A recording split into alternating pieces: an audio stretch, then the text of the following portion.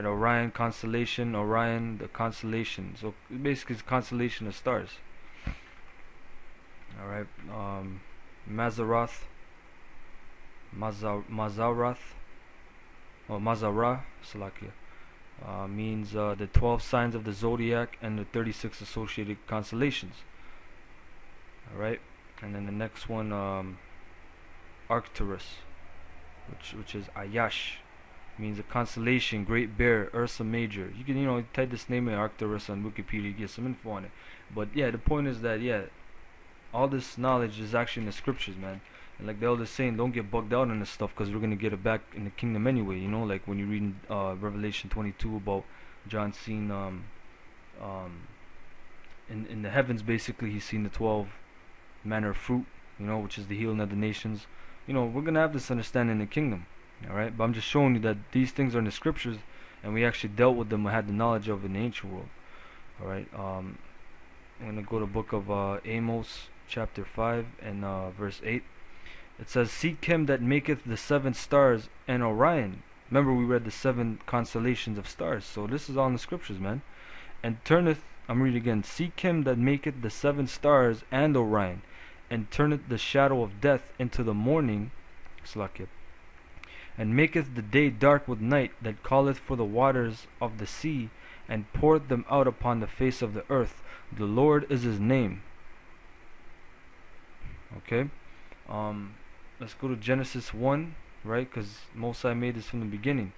It says, "And the powers said," 1 of 14, "and the powers said, Let there be lights in the firmament of the heaven," right, the firmament is the ozone layer, so to speak, of the heaven, "to divide the day from the night, and let them be for signs, and for seasons, and for days, and for years." And Iskar had that blessing. He understood what those signs meant. Alright. Let's go to the book of Daniel, chapter 1 and 19. It says, "And the king commanded, and the king communed with them, and among them all was found none like Daniel, Hananiah, Mishael, and Azariah. Therefore stood they before the king, and in all matters of wisdom and understanding that the king inquired of them, he found them 10 times better than all the magicians and astrologers that were in all his realm." So they were 10 times better than all the Babylonian magicians and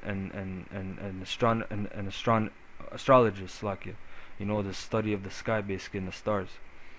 Alright, because like I said, we had that knowledge, man. And let's go to the 5th chapter and the 10th verse.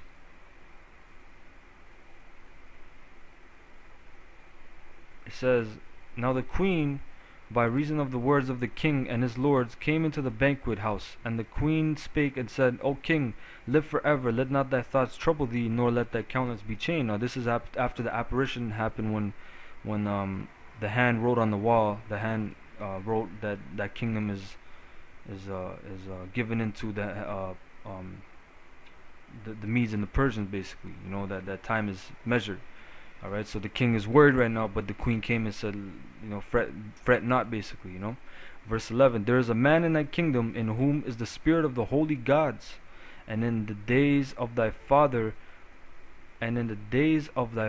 light and understanding and wisdom like the wisdom of the gods was found in him, whom the king Nebuchadnezzar thy father, the king, I say, thy father made master of the magicians, astrologers, Chaldeans, and soothsayers."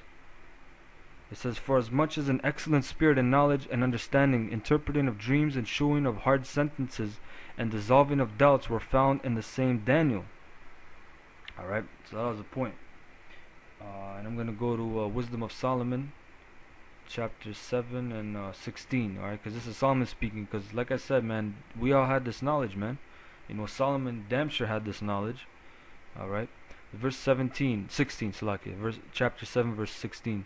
"For in his hand are both we and our words, all wisdom also and knowledge of workmanship.